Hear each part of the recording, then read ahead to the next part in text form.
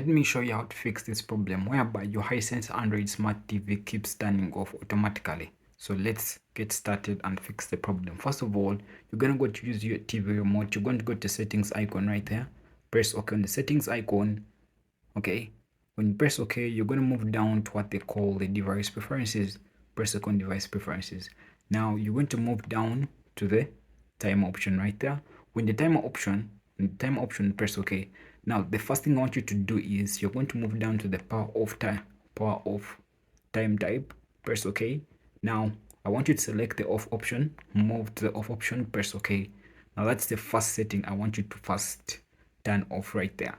Okay, now the second setting I want you to be very keen on, you're going to move down to the power option right there. You press OK on the power option. When you go in the power option, you'll see the sleep timer option. Press OK on the sleep timer. Now go to the off option right there. You press OK. So make sure the sleep timer option is off. Move down the switch off timer. Press OK on the switch off timer and make sure it is set to the off option right there. Press OK. Then move down to the no signal auto power off. Press OK right there. Make sure whatever set time is set to, move up the off option.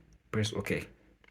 You see, so all these are actually off. That's nothing I want you to note. Now the last final thing I want you to do is move back, move to the, we're going to move to the energy saver option. Press OK on energy saver.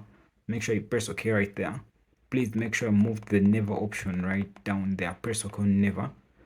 Okay, when you've done that, another thing I want you to be very keen on, make sure that your TV is actually well connected to the power.